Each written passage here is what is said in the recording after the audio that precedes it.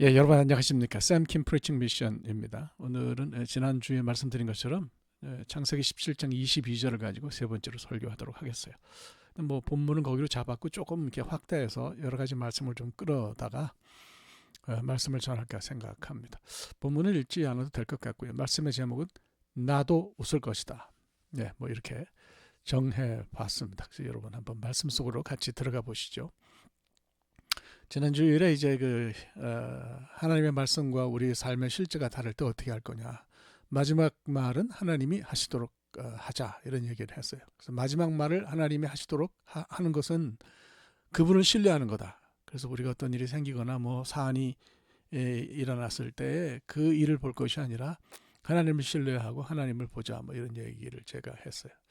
자, 오늘 이제 나머지 정황을 좀 함께 생각해 볼까요? 이제 아브라함이 이제 혼자 남겨졌죠. 14년 만에 찾아오신 하나님이 그냥 뭐 하실 말씀 하고 마지막 말씀 또 하고 그리고 휙 하고 올라가셨어요. 하나님이 여러 가지 얘기를 하고 일러 주실 때는 아브라함도 굉장히 좀 마음이 따뜻하고 든든하고 뭔가 뭐 좀 그렇잖아요. 야 정말 하나님이 나와 함께 계시는구나 하는 이런 생각을 가졌을 텐데 하나님이 이제 휙 하고 올라가시니까 아브라함이 좀 허전하지 않았을까 하는 생각이 듭니다. 우리도 신앙생활 하다가 허전함과 상실감을 느낄 때가 있어요. 그래서 사실 어떻게 보면 좀 달리 보면 이런 시점이 사실은 신앙의 분기점일 수가 있습니다. 여기서 어떻게 행동하느냐에 따라서 신앙이 굉장히 아주 탄탄해질 수도 있고 또 다시 헤매는 길로 들어설 수도 있거든요. 그래서 분기점이라고 제가 말씀을 드렸어요. 인생을 좀 이제 신앙생활을 하면서 살다 보면은 하나님의 임재가 확연하게 느껴질 때가 있어요. 아, 그분이 정말 내 삶에 살아서 역사하시는구나. 이런 것이 막 느껴지고 눈에 마구 들어올 때가 있습니다. 그런데 그러셨던 하나님이 어느 날은 갑자기 온데간데 없이 사라지신 것처럼 느껴질 때가 있어요. 이럴 때 어떻게 해야 돼요? 창세기 17장이 이럴 때 우리가 해야 하는 어떤 행동의 기준을 제시한다고 저는 생각합니다. 하나님이 내 곁에 드러나게 계실 때에 하셨던 말씀을 잘 기억하고요. 그 말씀을 묵묵히 실천에 옮기면 된다. 저는 그런 생각을 해요. 창세기 17장 23절로 말씀을 조금 옮겨볼까요? 말씀을 다음 절이죠. 말씀을 옮겨보면 아브라함은 자기 자신이 실천할 수 있는 일을 행동으로 옮기고 있어요. 이제는 뭐 하나님이 보이지도 않고 갑자기 올라가 버리셨으니까 뭐 그냥 들은 말은 좋고 실제로 내가 그걸 하지 않아도 그만인데 이 할아버지는 집안 식구들을 다 모아놓고 할례를 행하는 것을 볼 수 있습니다. 이건 쉽지 않은 일이죠. 온 집안이 할례를 받는다 하면 그 상처가 아물 때까지 온 집안의 노동력이 다 사라진다는 것을 의미하는 거잖아요. 또 나이가 많이 든 사람들은 당연히 뭐 회복하는데 더 많은 시간이 걸리게 마련이 아닐까 봅니다. 창세기 뒷부분을 보면요. 그 야곱의 아들들이 그 다나 때문에 세겜 족속 남자들을 속이고 이제 할례를 받게 해가지고 그들이 전투력을 잃어버렸을 때 쳐들어가 가지고 그 다나의 복수를 다나가 아니라 디나의 복수를 했던 이야기가 있어요. 이만큼 할례는 사람들에게 고통스럽고 또 그 당시에 뭐 항생제가 있어요, 뭐가 있어요, 약이 있어요, 뭐가 있어요. 고통스럽고 쉽지 않은 그런 일이었죠.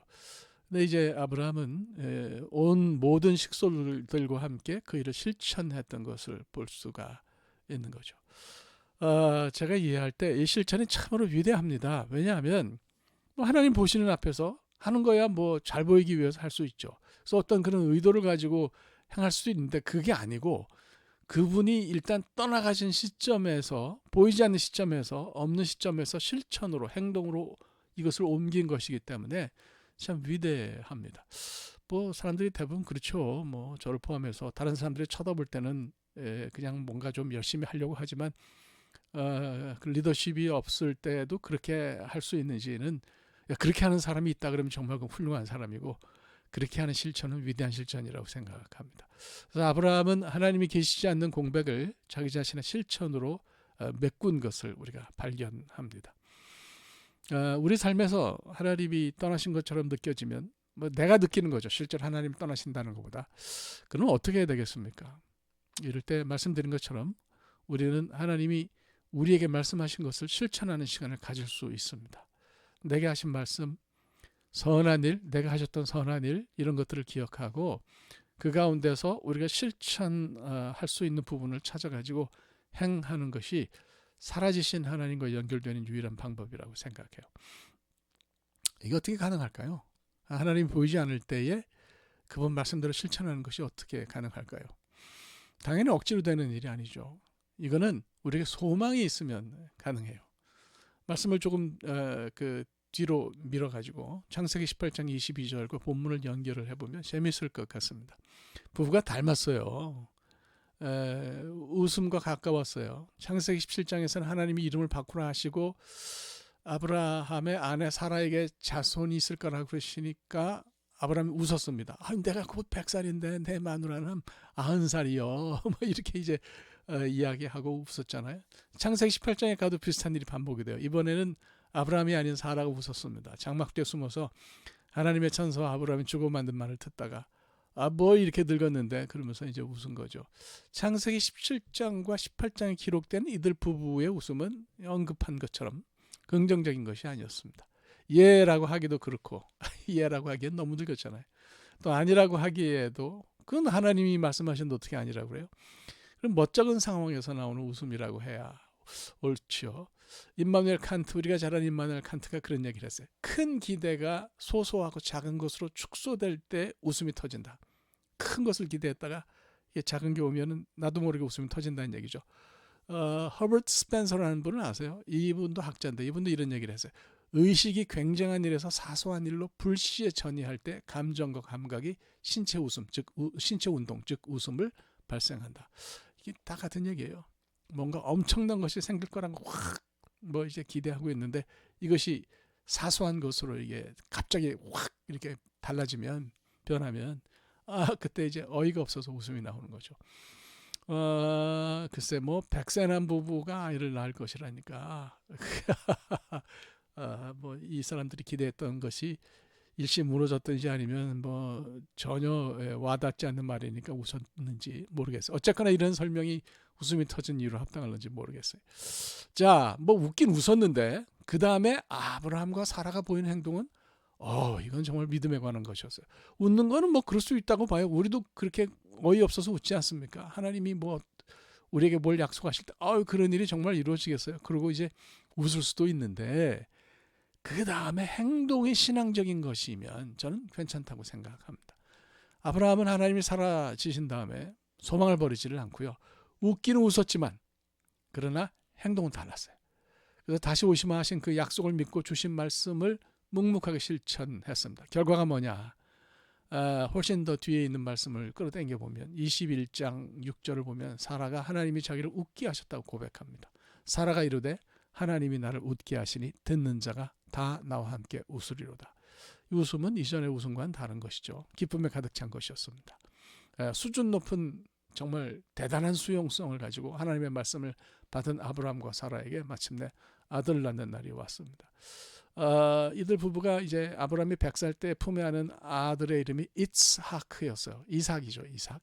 아이작 영어로 하면 이츠하크 히브리 말로는. 이 말의 뜻은 그가 웃는다입니다.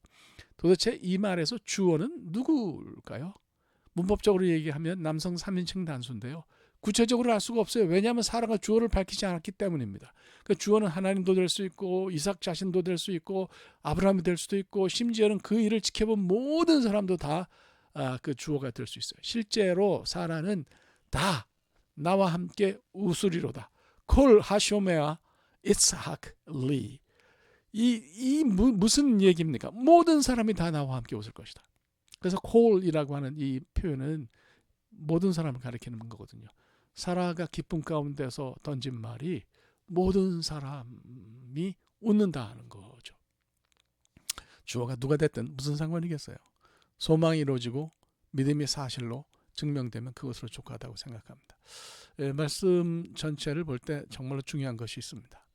오늘 본문을 읽으면서 생각하고 묵상하는 내가 웃을 수 있어야 한다는 거예요. 나는 혹시 순종하는 데 지쳐가지고 소화불량에 걸려있는 상태가 아닌가. 현실을 거스를 수 없는데 하나님이 고집을 부리시기 때문에 어쩔 줄 몰라 하고 있는 것은 아닌가. 혹은 하나님이 옆에 계시다가 휙 하고 사라져서 실망하고 낙심한 그런 상태는 아닌가. 하나님 그분만을 신뢰하고요. 상황을 넘어서면 소망을 가질 수 있다고 저는 믿습니다. 지금은 허전해도 말씀을 실천하면서 기다리면 모든 것이 분명하게 확실하게 이루어질 때가 옵니다. 그것을 기대하면요, 그런 소망을 가지면요, 나도 지금 웃을 수 있다고 믿습니다. 여러분 말씀을 신뢰하고 웃으시는 여러분들이 되시기를 간절히 소망합니다. 기도합시다. 하나님, 아브라함은 참 회의하고 어쩔 줄 몰라 하고 또 어색해하기도 했지만 결국은 하나님이 올라가신 다음에 하나님 말씀하신 대로 그 명령을 실천했던 것을 우리가 봅니다. 사라가 모든 사람이 다 나와 함께 웃으리로다 했던 것처럼 우리도 웃게 하여 주시고 나 자신이 하나님 말씀 때문에 웃을 수 있는 자가 되도록 역사하여 주옵소서. 예수 그리스도의 이름으로 기도합니다. 아멘. 네, 오늘 여기까지 하겠습니다. 감사하고요. 네, 다음 주에 새로운 말씀을 가지고 찾아뵙겠습니다. 고맙습니다.